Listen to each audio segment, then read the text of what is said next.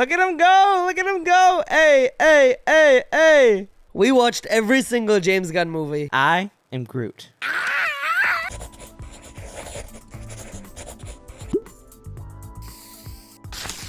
Hey guys, welcome to LoonieDudes. Today we're going to be watching all the James Gunn's movies, and we actually ranked them just for you guys. We're going to be talking about all the best ones. We're going to be talking about his worst movies. I mean, there's only 6. We decided to do all 6 of his movies, throw them in a ranking, and we're here to talk about each movie. An honorable mention has to go to the Guardians special, the holiday special. I love that one. Like, I think that one's perfect. It is so good. I just didn't feel right about putting it on this list because I feel like it would be so high up there. Yeah, I agree.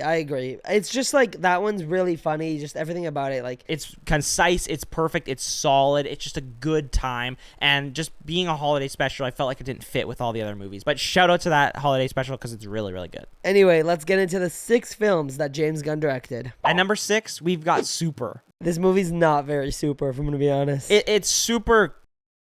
Mid. Yeah, it's a super cool idea.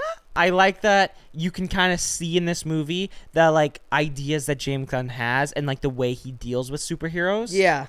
But I just feel like it wasn't all there. The execution wasn't the greatest, and it just feels a little like sloppy, and it doesn't feel put well together. I also had very high expectations for this movie because I just thought it'd be great. Like, this is Dwight from The Office as a superhero. Like, that's funny. And it wasn't that bad. It's just James Gunn has really good movies, and it's hard to compete. So that's why we have this one at the lowest. Yeah, we gotta say, like, all these movies are good. Like, they're at least good. Just because it's in last place doesn't mean it's like a bad movie. It's still a good movie. We had a good time watching it. Yeah. And I think like both of us were like looking at this movie for a while. Like, we had it on our watch list for a while. Yeah, right? yeah. And like we wanted to see this. So maybe that wait maybe hyped it up a little too much. But we had a good time with it. Yeah, it wasn't bad. It was okay. It did kind of give, I don't know if you know the movie Kick-Ass. Yes. Literally one of my favorite movies ever. It kind of gave that, but like a bit worse. Yeah, I gave like a sloppy Kick-Ass. Yes, Yeah. yes. And I was like, I loved it for that, but I still just didn't think it was like that great. There's one thing that I want to talk about, and it was his weapon. Yes. He used a wrench. Bro, this guy is deadly as heck. Like, that is crazy. Only thing that I have to say is I think the wrench fits the character. Yes. I'm just saying this just for me. You know me. I love it when people get hit with frying pans. Would have been so funny if his weapon was a frying pan. Wait. But like, that wouldn't even really fit the character as well, so I No. understand why they didn't do it. I just love that. The wrench is just so bloody and crazy. Like, Yes. when he got that and started hitting people there, I was like, oh my gosh, like, this is intense. We were like, ow, like literally saying ow and stuff. Like, that would hurt. For those that don't know, it's just essentially this guy who loses his wife to this guy who's like roping her in with drugs, and he decides to become a superhero and try to save her. He's literally just a guy. He gets in like a red costumey suit, he gets a wrench, and he just starts bashing heads. Okay, there's one scene that I want to talk about that was like kind of weird, and it felt weird watching it. And it's that scene of, remember when like he became a superhero kind of? Yeah, Crimson Bolt. Yes, and like it was like they were going into his brain and the worms everywhere. Yes, there's like a was. weird dream sequence or Yes, something. and they opened up his brain, and it was like weird. Yeah, and these scary worms come in vibes. like into the room and they like open his brain up. It's super weird. It was like weird. I was like, what the hell are we watching right now? It felt very out of pocket for the movie too. Like, it felt really it random. just didn't fit. It's kind of like Kick-Ass, but like it's not. Yeah, those worms are a growing. The worms. Yeah, the the worms worms. from Dune. No. In James Gunn movies, we're seeing the worms. Like, in this next one, we're really talking Oh, that about was a worms. lot. Like, that was Number scary. 5, we'll be getting into all about them slithery worms. Let me tell you.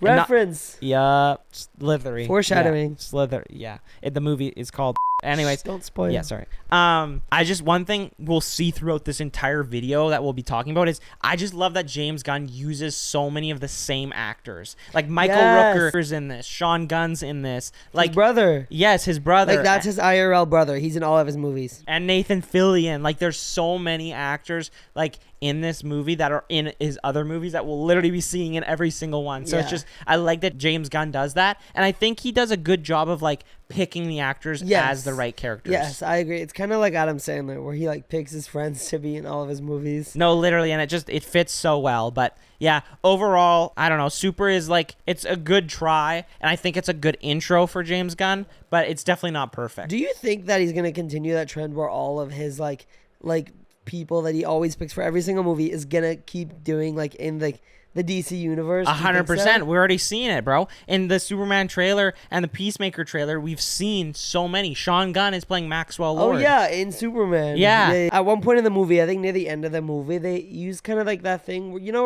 where it's like splat, pow, boom. They had that show up on the screen. I actually really like that. And I wish that they used it throughout the entire movie rather than kind of just there. Yeah, I agree. Like, I think it's just like, it's very creative and it fits like the theme of the movie so well. Yeah, well, that's it for Super. 6th place. At number 5, we got Slither. Yup, James Gunn's horror movie, bro. It is really good. This one, actually, I expected to not like as much, but I really enjoyed it. This is his oldest movie that we're talking about, so I figured it wouldn't be as like great, and I kind of had lower expectations for it. But that's why I think I really enjoyed it, because I had such low expectations. Yeah, I agree. I thought that I wouldn't enjoy it as much, but this one's kind of like a horror kind of vibe. It's kind of scary, and this one really reminded me of Stranger Things. Yeah, it was like creepy. It was weird. It had like these worm things that would like suck into people's heads and like control them. And yes, very similar to some things we'll be talking about in like Suicide Squad and some of the Guardians movies. So Nathan Fillion's character, dude, this is his best performance I've seen of him. Really? I just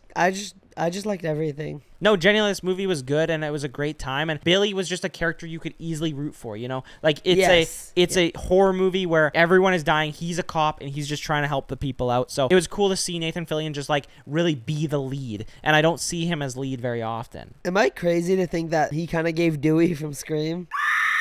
Okay, this movie is definitely scary, and this one's actually very suspenseful, and they actually got like pretty scary jump scares in this one. Like, I remember some jump scares, and they were actually pretty bad. So if anyone's gonna watch it, I suggest watch it with someone. Yeah, because it's kind of weird scary though. It's not like you're scared and horror and this.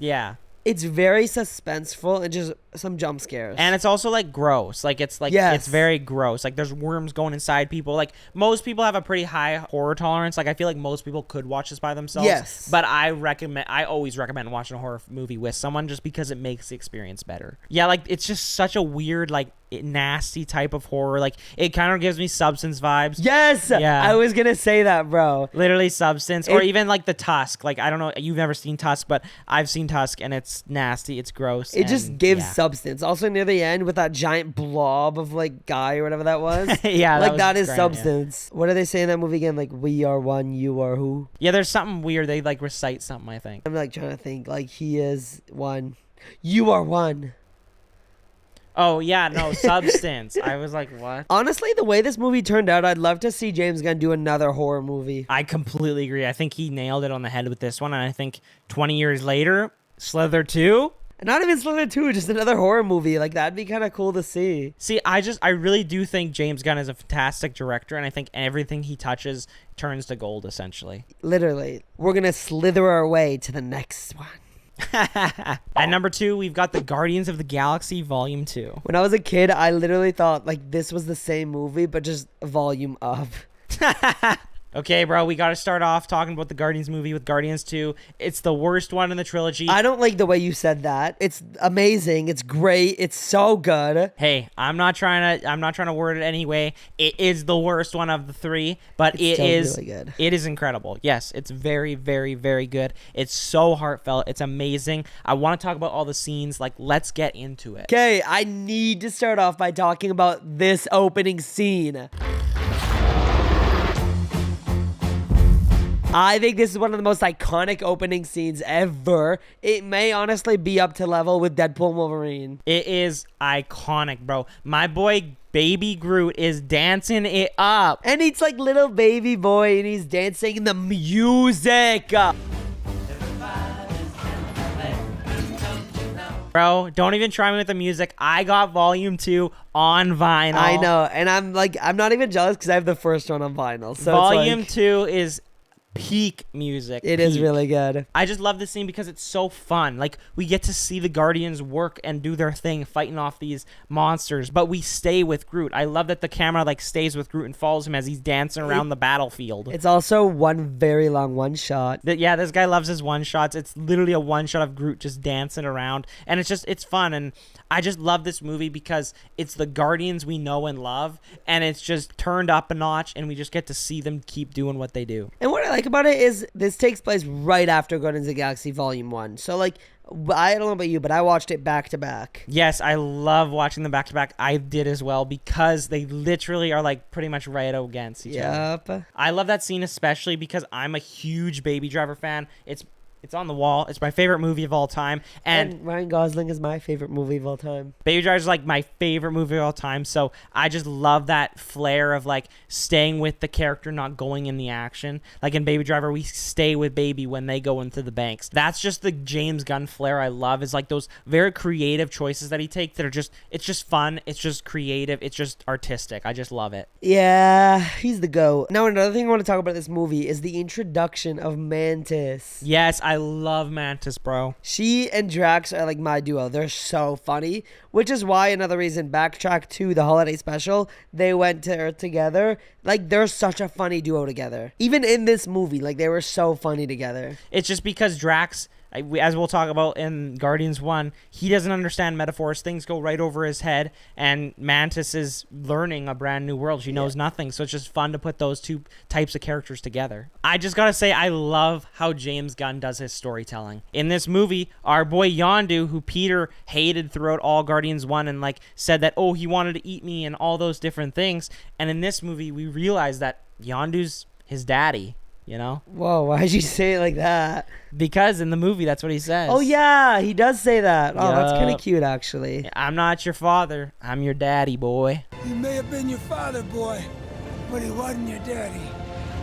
And then he dies. He sacrifices himself to save Peter. I also love how Kraglin gets, like, the arrow after. Like, that's cool to see. Because, like, you could see that he was, like, his sidekick. And, like, he was, like, always looking up on him and stuff. And now he's, like, the new Yondu. And you could just see, like, Kraglin is with him by his side no matter what. Like, even when those rumblings of, like, Taserface trying to take over the Ravagers and all that Kraglin didn't really want to go through with that. He was still with Yondu. Yep, and that's why he helped them escape. But quickly going back to what you were talking about with Taserface, that is a very funny name. Yup, that's a goated name, bro. Okay, but if you could have a name, what would it be? Scott. But yeah, honestly, speaking of that, I think my favorite scene, the scene of Yondu escaping with the arrow kind of moving everywhere. And then he goes into like the control room with all like the cameras and he just controls it through that. Like, that's so cool.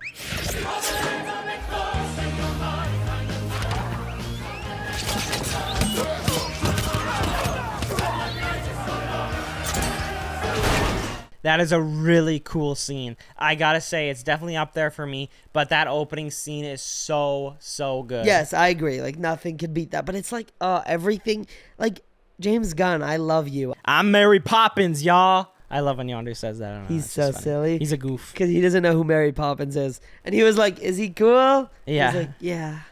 You look like Mary Poppins. Is he cool? Hell yeah, he's cool.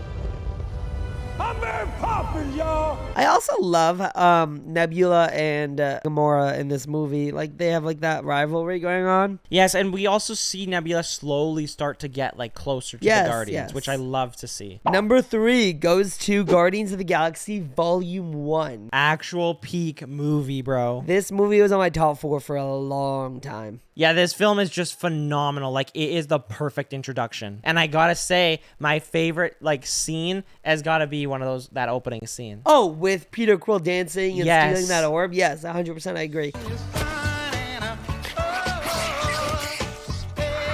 So good. But also I can't even just say that because I think everything, like even the scene where we see Rocket and Groot for the first time and Gamora and they all fight for that orb and they're trying to kill Peter and this and that. Put him in the bag. Put him in the bag.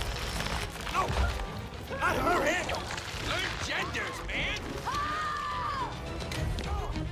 And even just like I'm gonna talk about every single scene because every scene and them going to the prison together and going into it and like, hating each other, but then they get together and they meet friends. Drax there, and we even get to see everyone's personality throughout there. Like everyone, that's how you meet everyone, and including Rocket, seeing how he's kind of like that like thief or whatever the hell he was like.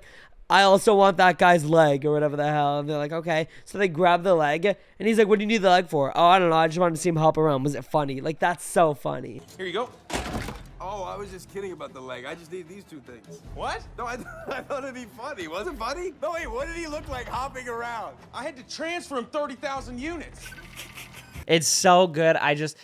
James Gunn has such a way with characters where it's just like you learn the characters through their actions and like the way they talk, and you get so connected to them, where like some movies, like you watch it and you don't ever feel connected or understand the characters, but with these characters he has such a way of doing it that you just fall in love. And talking about the prison scene, like right before they get in the prison scene, they all like walk in front and they talk about each person, and I love that scene because they're like Gamora, and they like talk all about 89P13, and they talk about Rocket, and I just, that scene's really cool too. Again, another thing with James Gunn movies, every single one of his movies, soundtrack beautiful.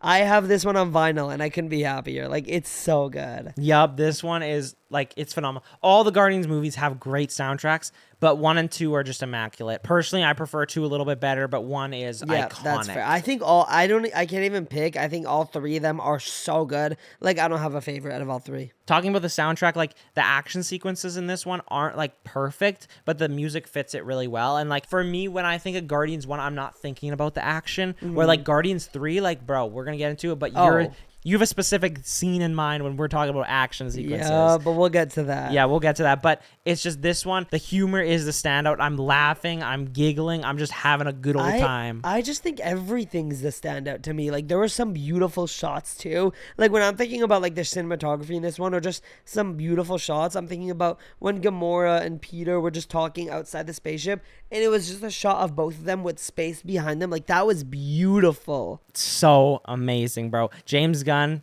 the man you are. This is just, it's incredible. Guardians 1 is the perfect introduction. Humor's incredible. It's everything it needs to be. It's so good. Like, this was on my top 4 for so long. Okay, but again, like what you were saying, I have to agree with the humor being like the main priority in this movie, because I agree. Like, there's so many funny parts. I wrote down so many lines that are just so funny. And it's not just lines, it's also like things that they do that are just so funny. 100%. It's just, it's hilarious. Okay, there is something that I really want to mention, which is why this probably might be one of the main reasons James Gunn is my favorite director.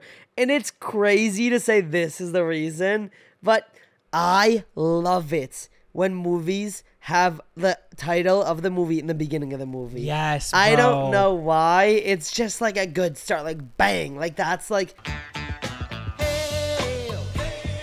When I go see a movie, I hate it when it's like at the end of the movie or this right at the beginning. Like, it doesn't even have to be right at the beginning. I'm talking about like the first like 5-10 minutes, like right after the opening scene even. Like, that's what James Gunn does. In every single one of his movies, he has the title right boom showing on the screen. And I love that. My boy loves title cards. Oh my gosh. I don't know, but they need to be at the beginning of the movie because that's what gets me hyped up. I also feel like at theaters too, it's kind of hard. Like sometimes like you're watching the trailers and then the movie just starts, where when you have a title card coming up, then you know, okay, the movie's starting. Exactly. 100%. And it's like, hey, it's time to like lock in. And it adds some flair, it adds some fun. Like, it is so cool. And James Gunn does it for every single one of his movies. And what it is not every single one of his movies. It's not just like boom right away. He does it like at a point where he know it fits for the movie. And I gotta say, like with Guardians 2, yes, it's still funny. It's a really funny film, but I felt like this one was more heartfelt and more emotional than the first, for sure. But am I crazy to say that I think all of them are like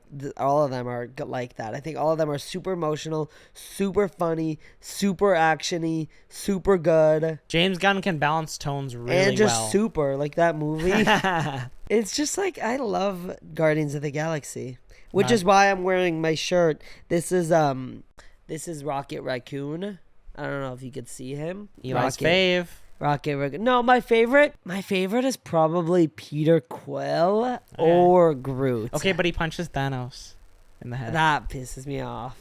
Does that, you know who did do that? Who? Spider-Man. And number 2, we have The Suicide Squad. So good. Bro, this is peak. This is peak. This is why my man is the head of DC. Yeah. This movie is in my favorites of like top 10 movies I think of all time for me. This has to be like, it's second on this list for a reason, but I could do a whole video just on this movie because it's that creative. It takes so many like fun liberties and the things we're talking about, the little James Gunn flares. Oh, that's cute. Oh, that's fun. That's creative. Bro, turn that crap up to 1,000 because he does it so much and so well in this movie. I just love everything about this movie, and the casting for this movie is so good. Bro, do not get me started, bro. The casting. I just want to talk about the one and only Margot Robbie playing as Harley Quinn. She's been Harley Quinn. Yep. She is Harley Quinn. I'm sorry to all the Barbie fans to see her as Barbie, but she is Harley Quinn. I loved Harley Quinn in the Suicide Squad. She is so good. Her character, she plays it so well. She's funny. She's like a badass and like everything. And also Pete Davidson in this movie also. Like, he's just fun and silly. I love him. And talking about Pete Davidson, my boy dies right off the bat because he sells them out. Yeah. But he dies right off the bat. That's what I love. We're talking about casting, bro. I love the casting. Every single person's casted perfect, but we got to get into that opening scene. That opening scene, a banger. I love it because it's quick. It's right to the point. First of all, before we even get to the beach, we go through what Suicide Squad is. We get all the characters met. We get them together. First group.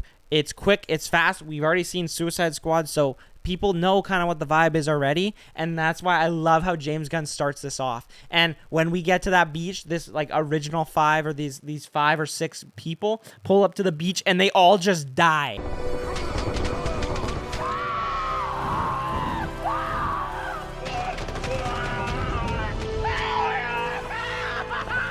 That's like a crazy opening scene. Just literally all of them just die in a crazy barricade. Obviously, Rick Flag escapes and Harley Quinn, but literally everyone else dies in the group. Okay, but what about the dog? Yeah, Weasel. Weasel, that guy. Bro went for a swim. Did he end up living? He died. He drowned, and then in the post-credit scene, he like spits up the water and walks on the beach.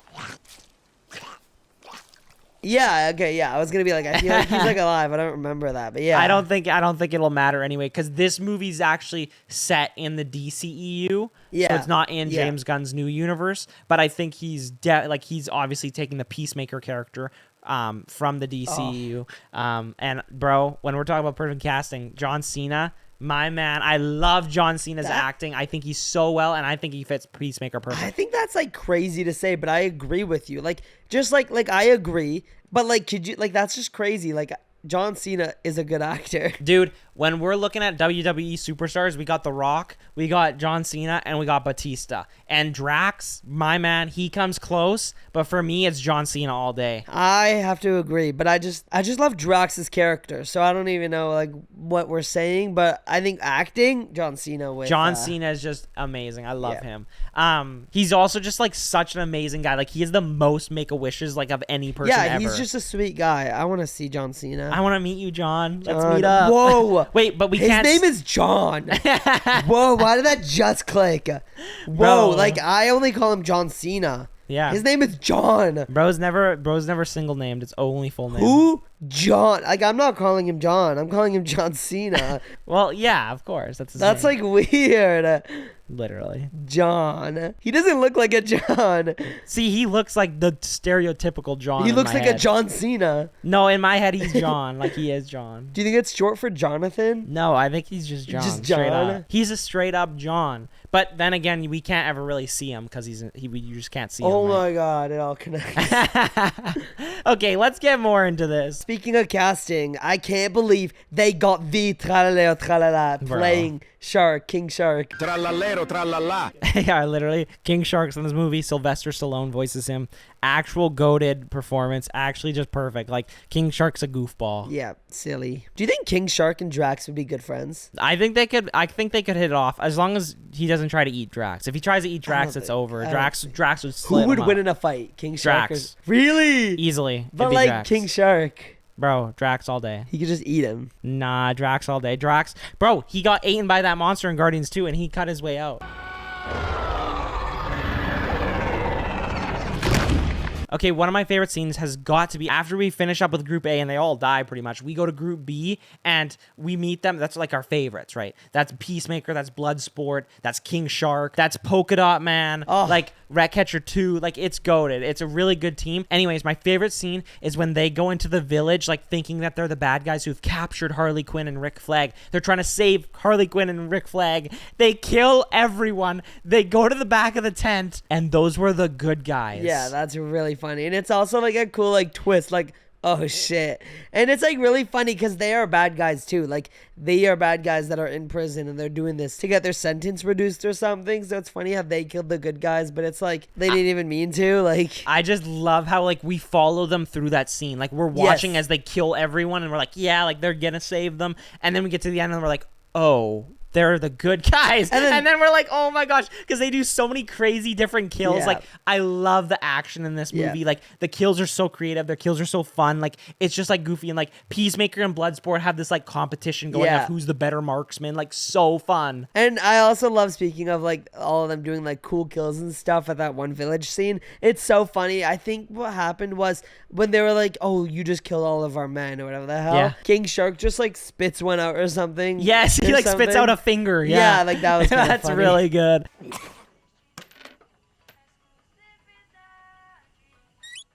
My favorite scene has to be Harley Quinn escaping. Like, that was it's so cool. Her, like, just like she's a badass. You know her. She's like doing all this stuff and all that and all that. And then the flowers behind her when she's killing all those. Like, that's so cool. And then also it adds on that they were trying to sneak in to try and like escape her. And she's like, oh, you guys did that for me. And like, she's just so funny. I just love how this, exactly like that. Like, well, I can go back inside and you can still do it.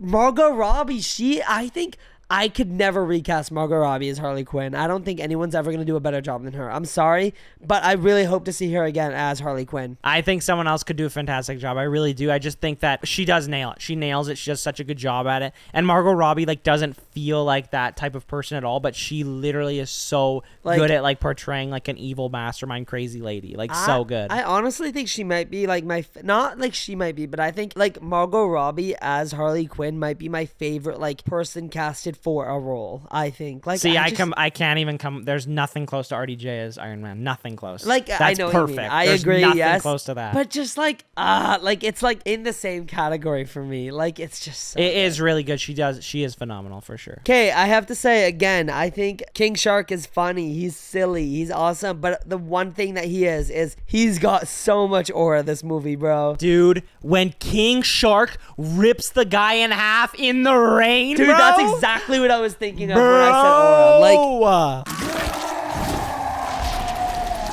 he is just so freaking cool. I think he is definitely my favorite character in this movie, I think. See, it's so hard for me to pick a favorite character. I have to say Peacemaker just because I love how Peacemaker's handled and moved on and goes through his show. But in this movie by itself, I couldn't just pick one character because James Gunn, the character work you can do, no one touches you. No one comes close to the character work that James Gunn does. I have to agree. Even though, like, King Shark is, like, my favorite character, but, like, I can't, like, I'm just saying that. Like, everyone in this movie is my favorite character. Like, I don't know what to say. Like, ugh. It's just the way characters interact, the way characters act, the things they say, it just fits them so well. It's so comic booky. Everyone's costumes are bright and, like, comic book. And it's just, this is how you do a comic book movie. Like, this movie, genuinely, there's like one negative thing I can say about it because it's just like everything is perfect about it. What is it?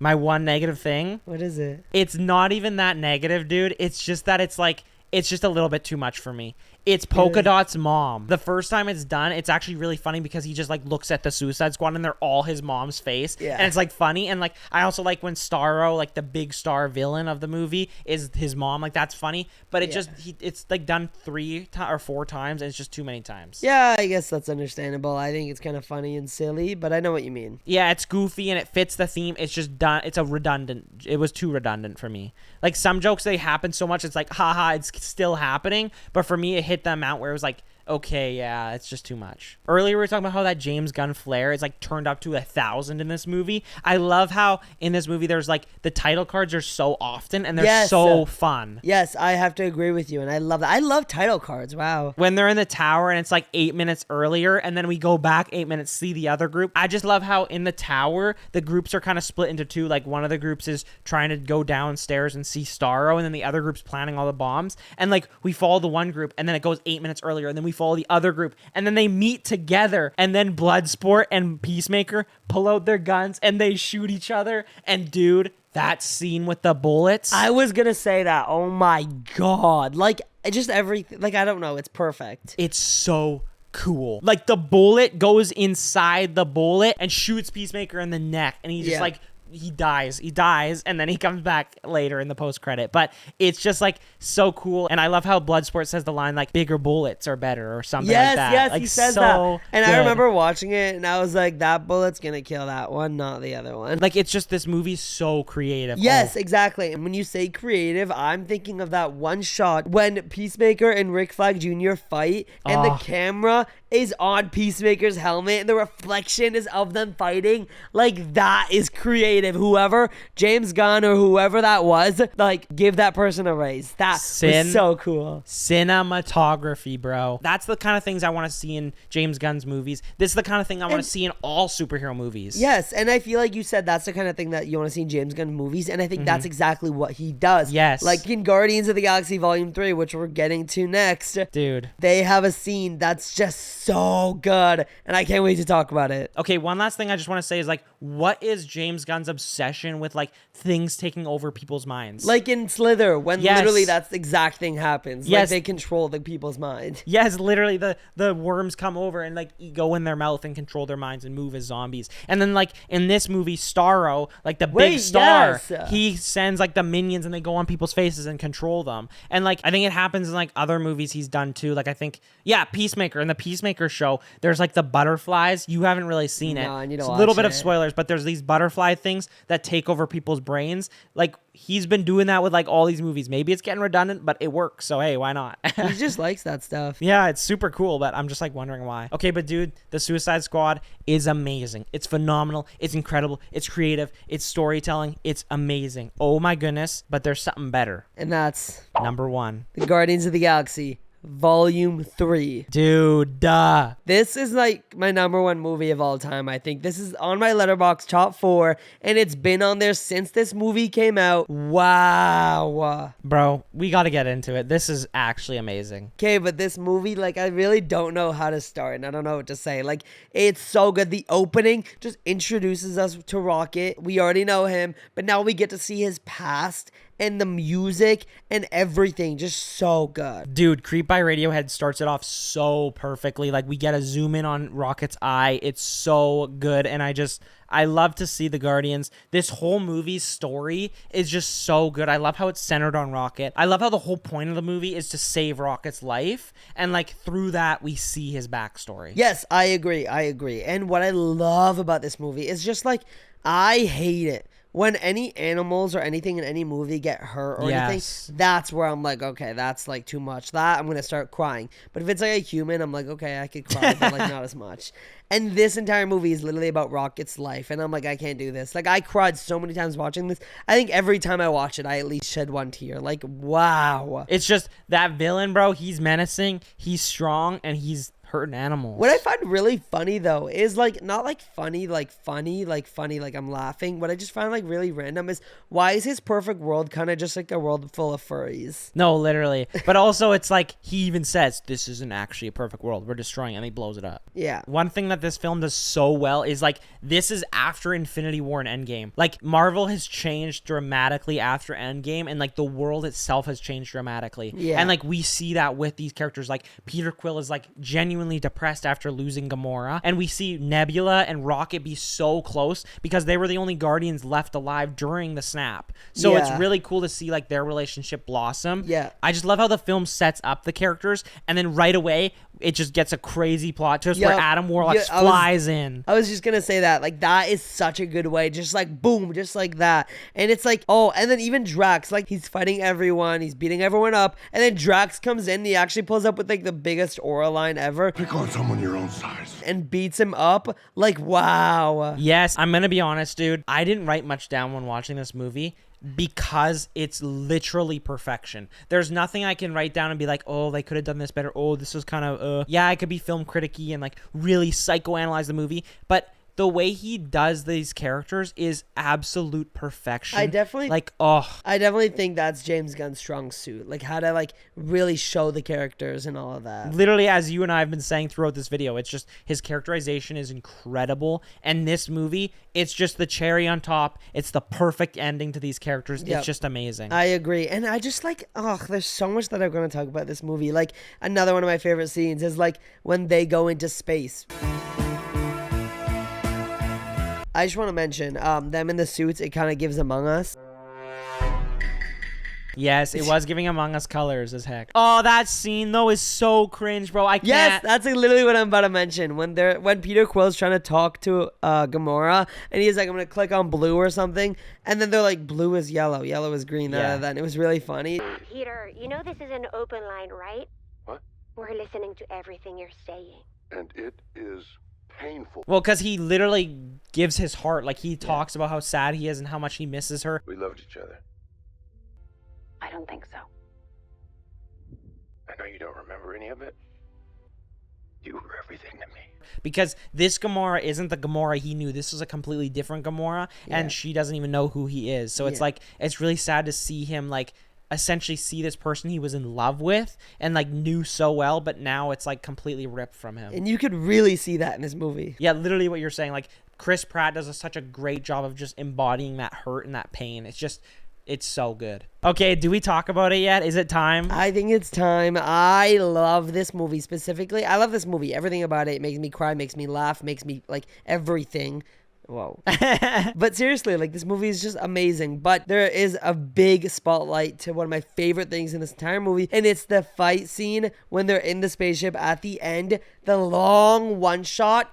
Oh my god, bro. Like, it's so cool. We get to see everyone's, like, fighting technique and everyone in one shot. Like, everyone, including Groot, Rocket, because he comes back to life, and Bro, whoever in the writing room said, let's do a long shot of a hallway while all the Guardians slice and dice some evil animals, give him a pay raise. With the music, bro. Oh my god, like, it's just so cool. No Sleep Till Brooklyn, genuinely, that was the perfect song choice. Yes, I agree. And I love one-shots. I feel like I say this so much, but this is the reason why I love one-shots. I didn't love them as much before. I didn't know what it was. I was just like, okay, whatever. But when I saw this, I saw the potential of what a one-shot could look like. And this is what I like to see. It's genuine peak. It's perfection. If you don't like it, what do you like? Like, I'm like, this is everything you need in a superhero movie and a movie about slicing and dicing some bad guys. It's just like, I love this movie. I remember watching it in theaters on IMAX and everything. And, like,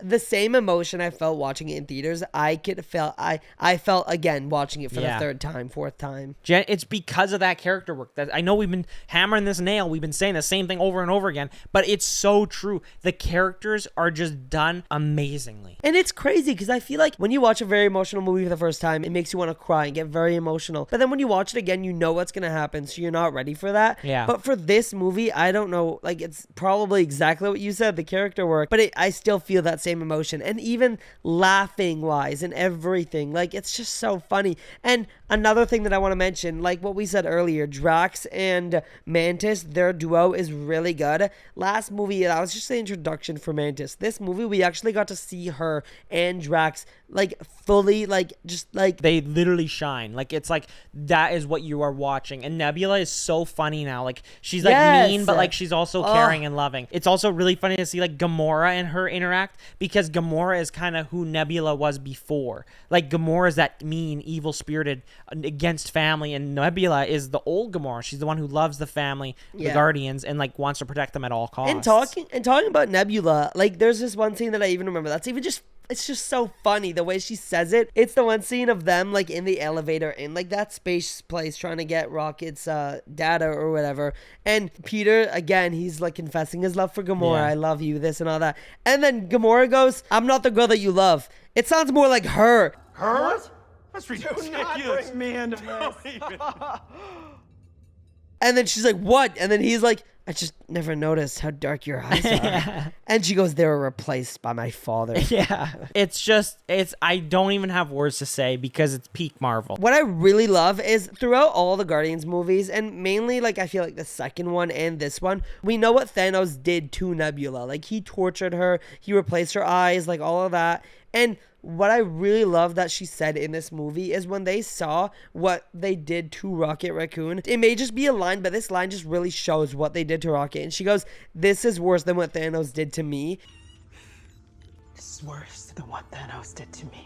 And that really shows, wow, Rocket, like poor Rocket. Yeah, they really messed him up. Like it's that line, bro. Whenever I hear that line, I'm like, wow. Because throughout Marvel, we hear how much Nebula is like tortured and like replaced, and like Gamora wins and wins and wins, and she never gets replaced, like parts of her. Yeah. And Rocket is even worse, which is insane. Yeah. This is the perfect send off for these characters. I agree. I Like, 100% agree. I just love how at the end of this film, like they save Rocket's life. They are a team again, but they realize we've always been a team and we've always been so close, but maybe they need to work on themselves. Yeah. And like Peter Quill decides to go back to Earth to revisit his grandfather. Yeah. And Mantis, she's always been under ego, so she goes to live her own life with those big ass monsters. And with Drax, I just love the line that Nebula says to him with like how he's not meant to be a destroyer, he's meant to be a dad. You weren't born to be a destroyer. You were born to be a dad.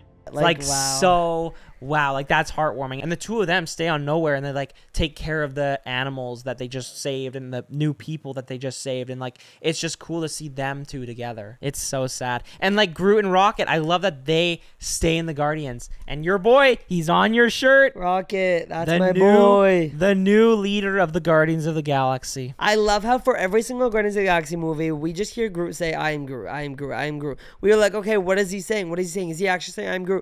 But then in this movie, we hear him say, I love you guys. I love you guys. And it's like, yeah, he said I love you guys. But the whole point of that is it shows that the only people that understand Groot are people who are part of the Guardians of the Galaxy, people that understand Groot and all of that. And by him saying, I love you guys, that tells like the people watching that we're with them. Like we're like part of the Yes. Guardians of the Galaxy too. So now we could understand Groot. Like that is so cool. That's that creative flair I'm talking about. Like James Gunn just knows how to do it, and this movie is genuinely almost perfect. Like this movie It's perfect to me. it's genuinely almost perfect for me, and I just think it's the perfect send off for these characters. I think it wraps up everyone's character arc so well, and it's a fun time. It's so good. Like I love this movie so much. I feel like I can talk about it for like another hour, but that's why it's at number 1. Like this is the James Gunn movie. It is so amazing. This has been such a fun ranking, and hey, there's more movies he's making. He's doing Superman. I just want to know, where do you think Superman is going to be on this list? Don't do that to me, bro. I haven't even seen it yet. This may be crazy. I'm going to say this is going to be at number 3, right under Suicide Squad. I could see it, bro. We'll have to see. If you guys want to know, like, hey, where it actually would fit, make sure to comment down below if you want to see a Superman video. Maybe we'll do like a whole like summer movies video, or maybe we'll just do a Superman one if you really want it. Leave it down below. We'll see what you guys want. Anyway, that's it for this video. Subscribe if you really can, please. We love doing videos like these. And please go follow our letterbox. We both have letterbox. We leave some serious reviews sometimes. We leave some funny reviews. We leave some goofy reviews. So if you want a little sneak peek at maybe what the next video might be, make sure to go follow those. We're LoonieDudes. And we'll see you guys next time. Bye. Bye.